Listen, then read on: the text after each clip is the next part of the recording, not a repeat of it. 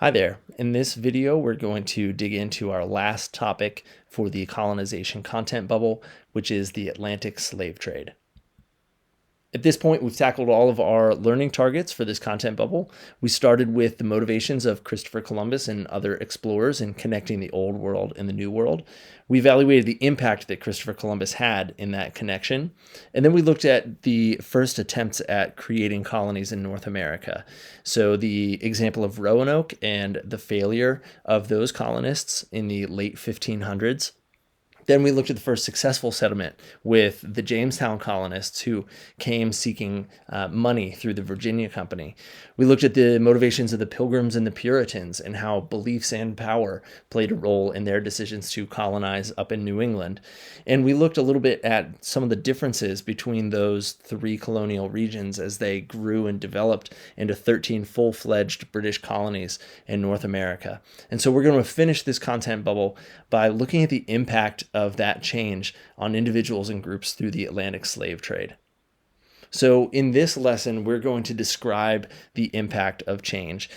We have thought about this question: what drives change? What causes people to go to new places and to try new things? And those motivations have very positive effects, but there's also some negatives as well. And so we're going to examine that impact of change. And we're going to use 4 cognitive skills in this lesson. We're going to ask some questions. We're going to look at the point of view of purpose of a particular source, the word choice of an individual in describing the Atlantic slave trade, and then contextualizing the sources involving 2 memorials to the Atlantic slave trade. So here again is our target. I can describe the impact of change on individuals and groups through the Atlantic slave trade. So this graph here shows us something that we've already interacted with, which is the negative effect of the Columbian Exchange on the Native American population. So if you remember the Columbian Exchange, it had to do with the exchange of goods between the New World and the Old World after Christopher Columbus's first voyages. And so animals, crops, foods were exchanged across the Atlantic Ocean for the first time after Columbus made his first voyages.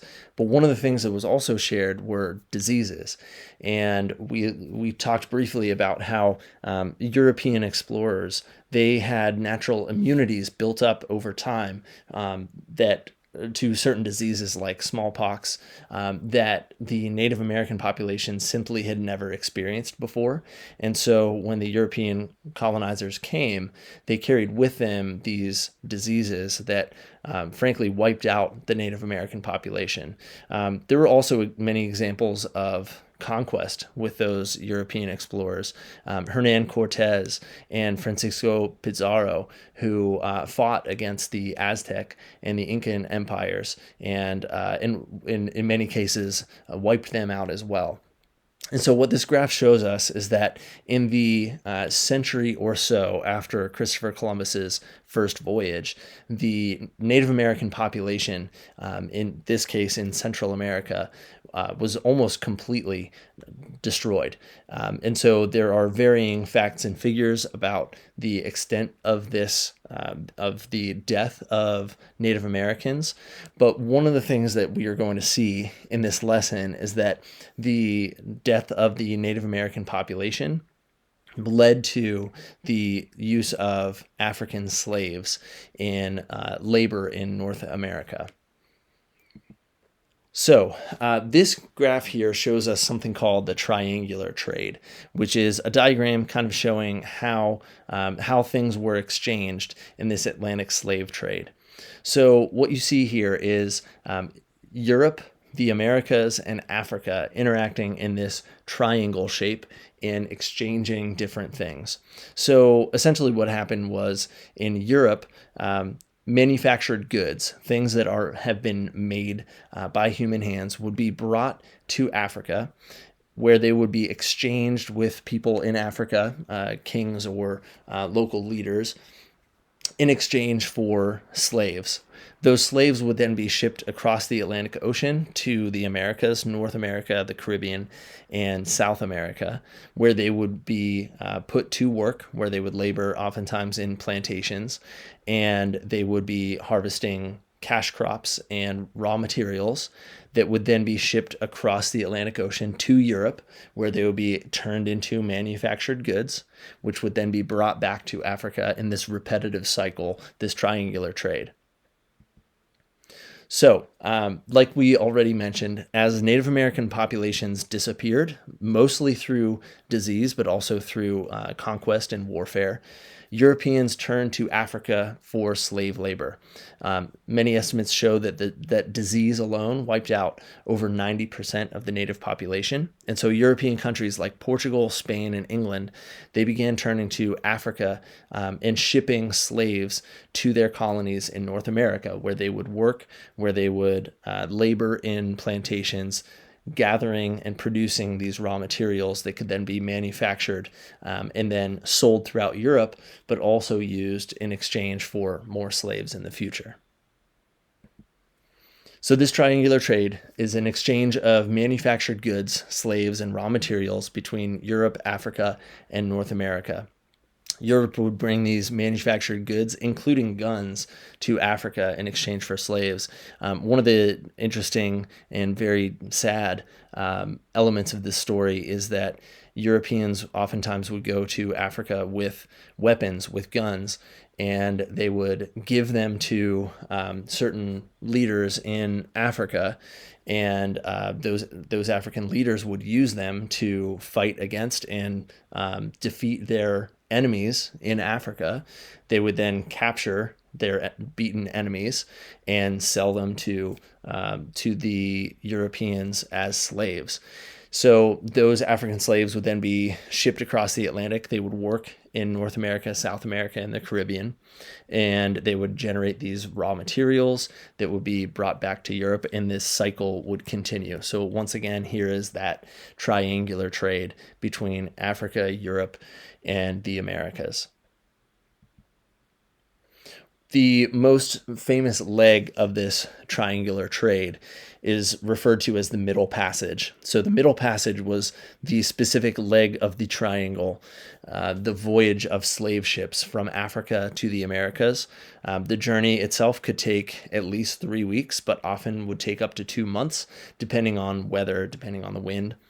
And an estimated 2 million slaves died on the trip alone before they even arrived in the Americas, which gives a sense of the conditions on the Middle Passage, which you will see later on in this lesson, but also the sheer number of people who were involved in the Atlantic slave trade.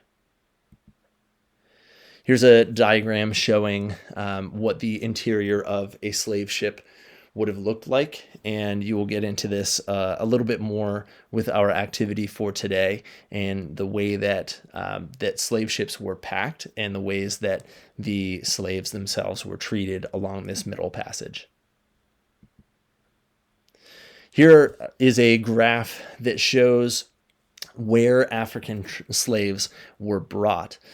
So you can see here on this map, the thicker the arrow, the segment of the arrow, the more slaves are represented.